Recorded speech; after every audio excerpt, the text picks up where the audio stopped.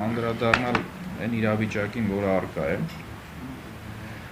նախ դատավորները չեմ կարծում վճռաբեկի, որ գան նման քննարկման, որտեղ վարքագծի կանոններով կաշկանդված են, բայց այ հսկող դատախազ, քննիչ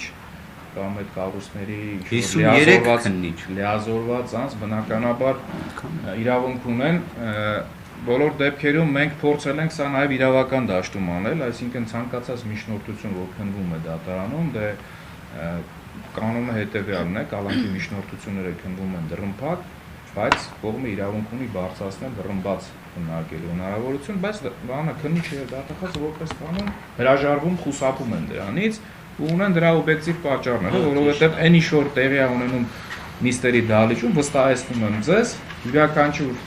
անկողմնակալ դիտորդի համար բավականին տպավորիչ է լինելու, թե սա ինչ մեղադրանք է, կոչինը կենսունակա թե ոչ, այս փողերի լվացման դրվագները մի առանձին երևույթ են, որ քննիչի եւ հսկող դատախազի եզրահանգումները հասկանալու համար, չգիտեմ, երևի վերապատրաստում է պետք, որովհետեւ այդպես չի լինում։ Տրամաբանության կանոններից էլ են դուրս, ոչ միայն իրավաբանությունից։ Խաղով եմ ասում, բայց այդպես է։ Այ ինչու ենք մենք հաջողել փողերի լվացման դրվագներով, որ դատարանները չեն կարողանում չի ստացվում օբյեկտիվորեն ֆիքսել հիմնավոր կասկածը։ Պատճառը դրա որն է։ Կարծում եմ պատճառը նա է, որ մենք յուրաքանչյուր նիստով դատարաններին փորձում ենք ներկայացնել այն փաստարկները, որով նախաքննական մարմինը կամ վարույթի հանրային մասնակիցները փորձում են դատարանին ուղղակի մոլորեցնել։ Այս բառը մի քիչ տհաճ բառ է, բայց փաստ է։ Ընդ որում այդ մոլորեցման դեպքերը մեկ տասնյակից ավել են, կոնկրետ ցայտուն օրինակներ ենք ներկայացնել, որ հարգելի դատարան, տեսեք, այս մի բանը ասում է այսպես, դրա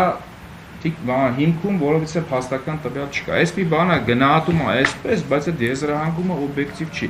Ու դրանք բազմաթիվ են։ Փառք Աստծո, մինչև այս վերջերս, մինչև Վճռաբեկ դատարանի հայտնի դատական ակտը նոյեմբերի 13-ին 4 դատավորի մենք կարողացել ենք դա համոզել։ 4 դատավոր, որովհետև նաև այս վերջին երկարաձգման միջնորդության ժամանակ քննիչը նույն այդ սցենարով, նույն ավանդույթ արդեն դարձած մոտեցմամբ բերում է նույն մեղադրանքները, նույն փաստարկները, նույնիսկ այն դեպքում, որ այդ փաստարկների վերաբերյալ նիստի ժամանակ այնպիսի հարցադրումներ ենք հնչեցնում, նաև դատարանն է հնչեցնում, որ դրան պատասխան չկա ուղղակի։ Տրամաբանության շրջանակում դրան պատասխան չկա։ Հիմա ասածս ինչ է, տեսեք, Վճռաբեկ դատարանի ինչքան էլ իմ նախկին գործընկերներն են, բայց մի որոշակի հատվածով կտորով անդրադառնամ դատական ակտին։ Մենք եւս բողոքարկել էինք Տիկին Մելիքսեթյանի ակտը, նաև որը որ անփոփոխ էր թողել դատավոր Դավթյանի դատական ակտը, այսինքն մենք եւս այդ ակտի հետ կապված որոշակի մտահոգություններ ունենք, անհամաձայնություն կար եւ ողջամտորեն նորմալ բողոքներ է գրել եւ ներկայացրել են Վճռաբեկ դատարան։ Ընդ որում մի մասը վերաբերում է նաեւ կոչի դրվագին, այսինքն դարձյալ հիմնավոր կասկածի հետ կապված ենթատեքստեր եւ կարծում եմ հավասարությունը կողմերի պահելու տեսանկյունով կարելի է երկու բողոքներն էլ ընդունել վարույթ եւ հանգել համապատասխան եզրակացության։ Այսինքն քննարկել, լուծել, հասկանալ հիմնավոր կասկածի շեմը կոնկրետ դեպքում փոխում ենք, թե նախկինում ինչ որ ձևավորվել է իրավական դիրքորոշումները մնում է նույնը, որովհետեւ եթե մերը մերժվում է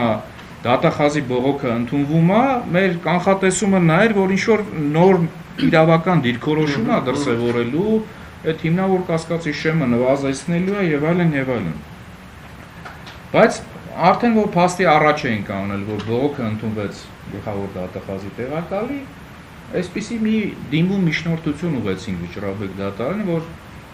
պատվարժան դատարան, տեսեք ասում ենք, առաջի երկու ակցիաներում մենք հաղթել ենք, չէ՞, մեր փաստարկները դատավորները հաստատել են, հիմա դուք մեր բողոքը չեք ընդունում, ընդունել եք գլխավոր դատախազի տեղակալի բողոքը։ Եվ այս վեճի առարկան փաստն է, ոչ թե իրավունքի հետ կապված հարցը, այլ հիմնավոր կասկած կա փողերի լվացման դեպքով, թե չէ։ Իսկ ինչպես գիտենք, Վճռաբեկ դատարանը երկու ռեժիմով կարող է բողոքները քննարկել։ Ընդհանուր կանոնը գրավոր ընթացակարգն է, բայց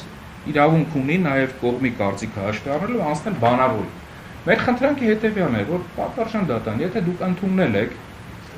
Վճռաբեկ բողոքը գլխավոր դատախազի տեղակալի ներկայացրած, ուրեմն խնդրում ենք ձեզ, մեր բողոքն էլ մերժել եք, ընդ որում մենք մեր բողոքում այդ նորից բանավորության հարցը, ընդհանցակարգի հարցը բարձրացրել ենք, որ քննարկեք բանավոր ընդհանցակարգով, պատրաստ ենք գա ձեր հարցերին պատասխանել, պատրաստ ենք լսել նաև մյուս կողմին ուղղված ձեր հարցերը, պատվարժան դատա, որովհետև այդ բանավորությունը անմիջականությունը էապես փոխում է ամեն ինչ։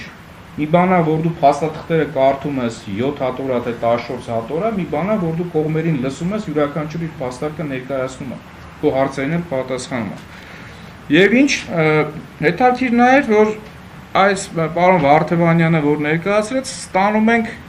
որոշման հրապարակումից 1 օր առաջ համապատասխան ըստ էության մերժումն է, որ գիտեք ինչ կա, գրավոր ընթացակարգով ենք անելու, դուք էլ ձեր որոշումը կարող եք ստանալ կամ հրապարակային ծանուցվելով, չէ, այդ կայքով, կամ էլ ձեզ կուղարկվի։ Հիմա մեր իմաստը ո՞րն էր այս բանավորության։ Այս բանավորությունը որ լիներ, պարոն Ֆերոյանի առաջարկած այդ հրապարակային քննարկում, դիսկուրս, չգիտեմ, այս ամեն ինչը մեխանիկորեն վերանալ։ Ես վստահեցնում, եթե մի որևիցե նիստ հրապարակայինորեն իրականացվի դռնբացության պայմաններում, նույնիսկ լրագրողել չլինեն, կողմնակի, անկողմնակալ անձինք լինեն, ես ուղղակի չեմ պատկերացնում ինչ իրավիճակում են հայտնվելու վարորդի հանրային մասնակիցները, ինչ տպավորությունների տակ ենք հայտնվելու մենք եւ անկողմնակալ դիտողները, այսինքն այս մասով, որ գաղտնի է, դռնփակ է, չգիտեմ, բոլորը նախազգուշացված են նախաքննական տվյալների հրապարակման, այս պատահական չի, այս պատահական չի, ակտի վերաբերյալ դատարանի, վճռաբեկի, տեսեք, գրածա որ ուսումնասիրելով միջնորդությանը կից դատարան ներկայացված նյութեր, ես վստահեցնում եմ դատարան ներկայացված նյութերում որևէ ողջամիտ փաստական տվյալ չկա, որ Սամվել Կարապետյանը իրականացրել է կազմակերպչական կամ ղեկավարի ինչ-որ գործառույթներ կոնկրետ այդ իրավիճակում։ Տեսեք, այնտեղ կարծես թե այսպես է վճռաբեկ դատանի որոշումը կառուցված է այն առանցքի շուրջ, ասում է, որ դա վարույթի հետագա փուլի խնդիր է, այսինքն ինչա ստացվում։ Սամվել Կարապետյանը օբյեկտիվ կողմից որևիցե հանցագործության կատարման չի մասնակցել, այսինքն հափշտակություններ չի կատարել, ինքը հատուկ սուբյեկտ չի, հարկային պարտավորություն, հաշվետվություններ չի տալիս, հարկերից չի կարող խուսափել, այսինքն Սամվել Կարապետյանի հնարավոր առնչությունը հանցագործություններին միայն կարող է տեղի ունենալ հերավար կազմակերպչի դիրքերով, այսինքն որ հանձնարարի գնացեք այսպես արեք, չէ՞։ Էս է տրամաբանությունը։ Վճռաբեկ դատան այս իրավական դիրքորոշումը կարող է կիրառելի լինել այն դեպքում, եթե Սամվել Կարապետյանը ոչ միայն որպես կազմակերպիչ, անմիջականորեն մասնակցեր որևիցե հանցագործության կատարման, ինքն էլ ձեռքի հետ, այնպես որ ասում են, ձեռքի հետ էլ կազմակերպեր կամ ղեկավարեր, ցուցումներ տար եւ այլն։ Այս դեպքում Սամվել Կարապետյանին վերագրվող արարքը կատարվել է հերավար, այսինքն կապը ենթադրյալ հանցագործության հետ պետք է լինի կազմակերպչի դիրքով, հանցակցության կոնկրետ տեսակի առումով։ Հիմա եթե դու վերագրում ես, որ սա վարույթի հետագա փուլի խնդիր է, ինչ է ստացվում, այսինքն ցանկացած հանցանքի համար մեկ ուրիշ անձի կարելի է դիտարկել որպես կազմակերպիչ, մեղադրանքի որոշման մեջ նշել կազմակերպիչ բառը առանց մեղադրանքի փաստական նկարագրությունը նշելու, զուտ կազմակերպչի մասով եմ ասում, եւ այդ մարդուն պահել տևական ժամանակ արգելանքի տակ, կալանքի տակ, մինչև նախաքննության ավարտը կամ չգիտեմ, մեղադրական վերդիկտ կայացնելը կամ արդարացման վերդիկտ կայացնելը։ Եթե դա նորմալ է, այստեղ իրավունքների հետ կապված խնդիր չկա, հիմնարար իրավունքների սահմանափակման ասելիքներ չկան, մեկնաբանելու բան չկա, բայց համենայն դեպս ես չգիտեմ, իմ համոզմամբ, եթե դատական ակտի, ուրեմն առաջնորդվում ենք դատական ակտի հիմնավորվածության եւ օրինականության այդ նվազագույն շեմը ապահովելու օրենսդրական պահանջով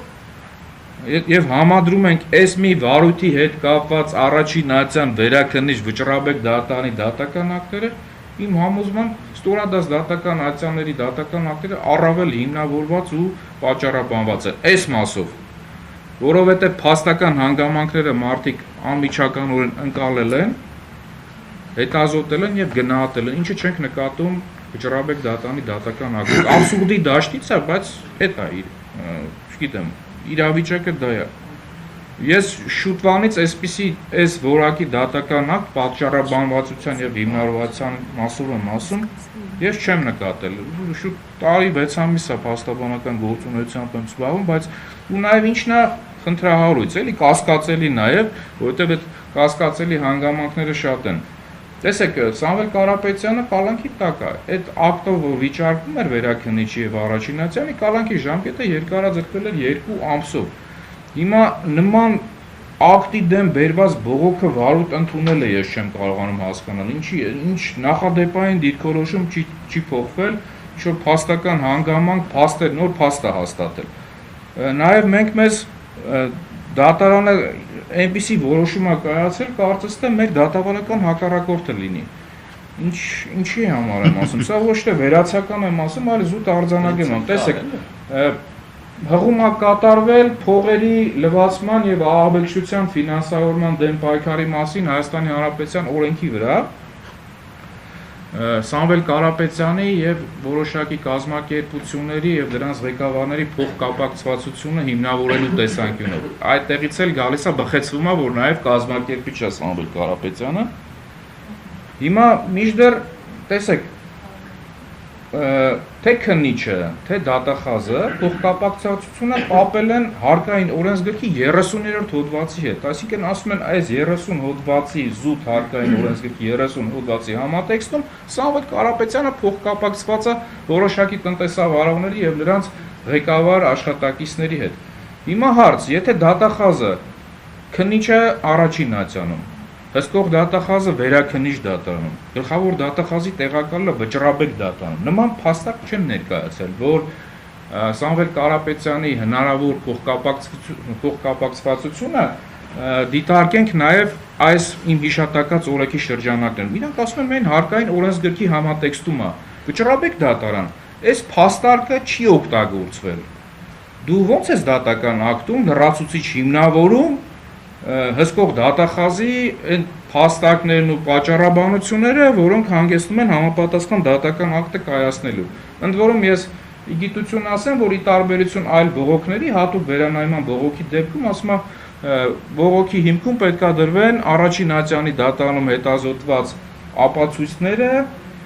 հիմքերը, փաստարկները ու նաև պնդումները։ Այս պնդումների մասը հատուկ վերանայման բողոքին բնորոշ հատկանիշ է, առանձնահատուկ հատկանիշ է։ Հիմա նման բնդում չեն արել Ալութի հանրային մասնակիցները։ Վճռաբեկ դատան, դու եթե այս հիմնավորումն ես դնում դատական ակտի հիմքում, մեզ էլ զրկել ես, չէ,